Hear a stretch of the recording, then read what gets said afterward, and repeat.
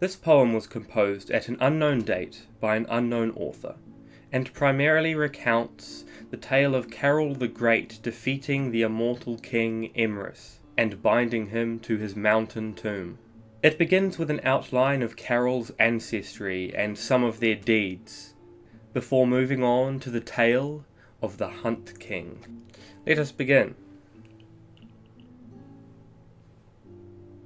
Lo, much have we heard of the mighty kings, and lords of the Eamundson line. Songs have been sung of their glorious deeds, and tales told of their honour and luck. From Adalbert, ancestor of twins, who sired Eamund and bold Eored, after stealing son's daughter from that silvery isle, whose father was Cynrich, that cunning foe of the seas and the storms no other dared brave, born from Oswifa, wife of Godwer, the first of that dynasty to don a crown.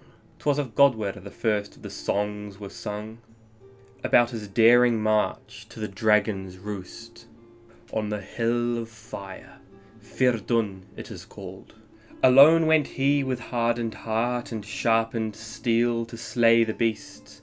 A great battle raged as the dragon roared for 9 long nights in that mountain's bowels. Alone fought Godwer against the fiend, until at last he triumphed against the tyrant Thorn. He was made a king for his courageous deed, and named Yehalgod, a holy name. From Godwer's grandson came those famous twins, who conquered the Crescens after Ardonn blew. Eored and Eamund of the exiles came to the land of the Ard and the Aed. Twin rivers for twin kings, their destiny none doubted. Since Eamund the exile, many kings have ruled from the throne of Ardonn, that mighty seat. His grandson's grandson was called Eadwulf, known for bringing the realm to ruin. Infamous and impious was Eadwulf the Spurned. For his war, waged in Winterlow, he reaped God's wrath. Yet Adalwulf the Good Health restored Ardonn's might. Thus the Eamundson kings ended not their reign. For generations they governed through peace and war. Then born was Edgar, Erla's bane, who halted the crossing of the Cris by our foes from the south, the soft Edelans, who, despite their great empire, the envy of kings, could not break the Ardish and Adish united. King Edgar sighed Carol, that preordained son, who when barely a man boldly wore Ardonn's crown. Queen Eilda the cruel betrayed the young king, but the armies of Ardonn were crushed and shamed. Our victorious hero proved himself high king, yet the peace he had won would not persist, for Emrys the hunter and his terrible horde emerged to lay waste to the land once more. Ancient he was from an age long past, cursed to endure an everlasting life. With unquenchable thirst and unyielding lust and insatiable hunger, he and his horde immortality sorely suffered, a wicked mockery of what all men desire. And so, enraged, Emrys ravaged our land. His spite was unholy, his fury unceasing. As the grey wolf waged war, Ardonn burned and bled.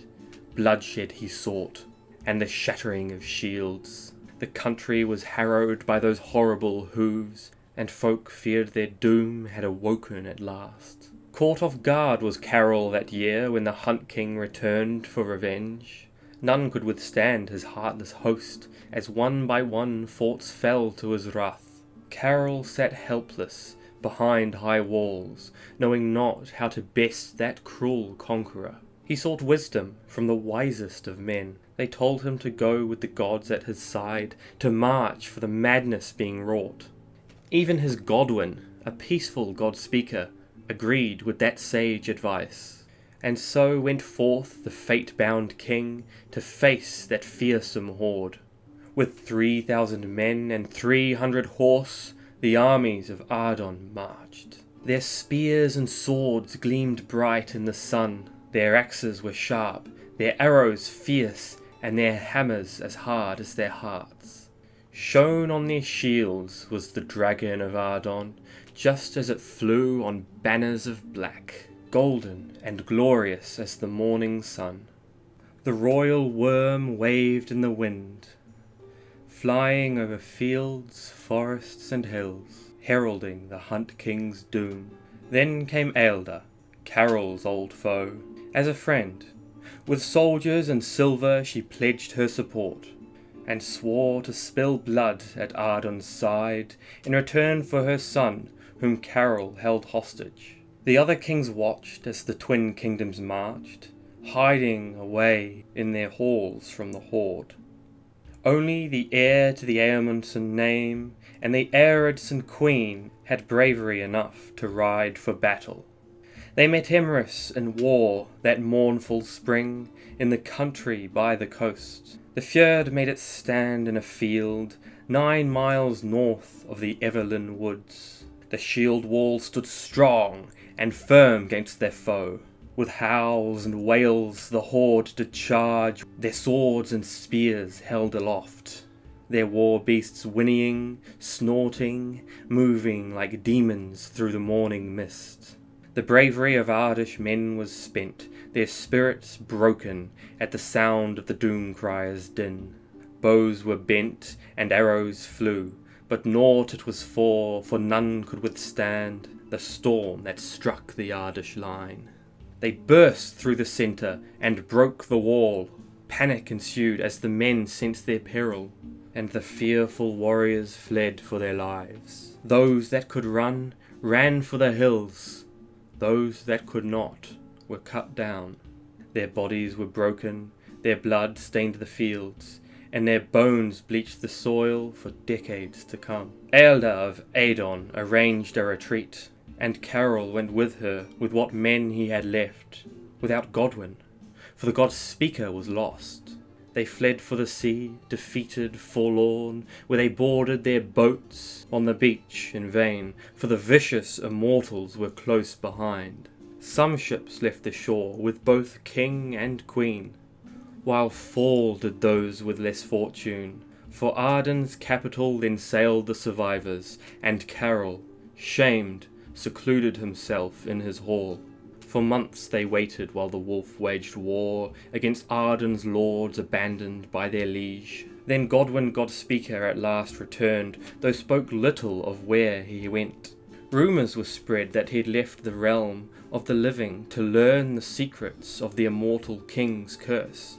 Then fast he departed with a few trusted men, and Carol the king by his side, while Ealdor went south to the Ade River's ford, and Alianor, Carol's queen, sat on Ardonn's throne, and ruled as regent while her husband was gone. Carol hastened for a hidden place, high in the hills and mountains to the north, and for 2 troubled years the king was away, in the hallowed halls of the ancients, deep beneath a peak where giants built a crypt for kings, who long ago ruled over these lands, for centuries, unaging, undying, till the thorns took their thrones. Carol knew he could not defeat the Hunt King in battle, so a bold deception he then conceived.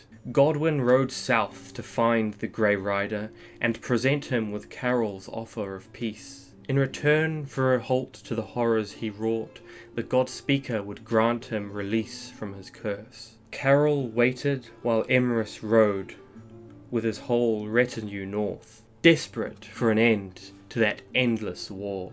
With false promise they lured him, and led him down deep 'neath the mountain where darkness did reign. Proud Emrys took the bait, perhaps eager for the suffering he and his men bore to cease. Trust Godwyn the trickster the Immortal King did, and so willingly he went into that tomb, with all of his men, driven to their doom.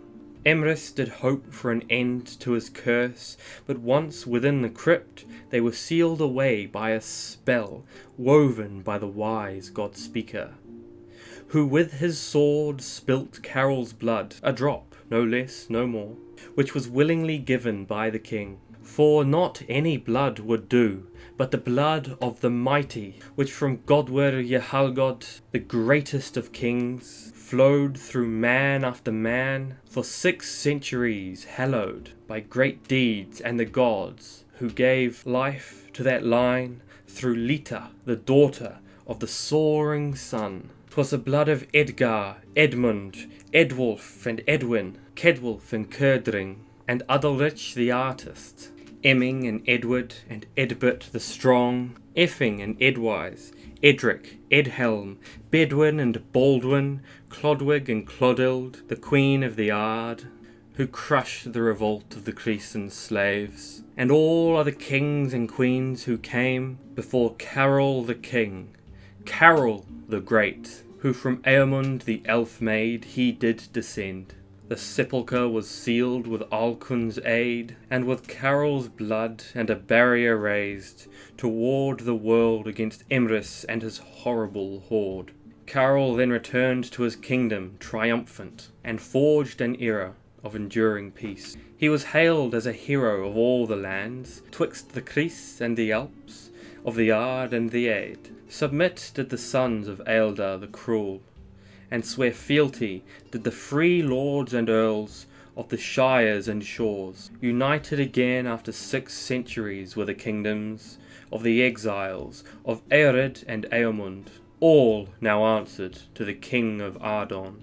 One realm, one ruler, one destiny, secured by Carol who sealed away the Hunt King. For 7 decades he sat on that throne, then passed in his 88th winter. To his second-born son went his kingdom united. Francis the First was his name, and fairly he ruled. No wars he waged within or without while sovereign, nor did his son. Thus for 3 generations the gods granted us peace, until Hemmer's bold betrayal. But persist in his prison did the wolf while he waited for the time when prophecy told of the coming of the king, who terror one last time would bring, the harbinger of havoc, the horseman's horde, the envoy of the end of days, and the paver of paths for the thorns. And so it was that Carol defeated the Hunt King, until the time when he would return again. Thank you for listening. I hope you enjoyed that, and if you liked it, please do leave a like and hit the subscribe button if you want to see more. Thank you.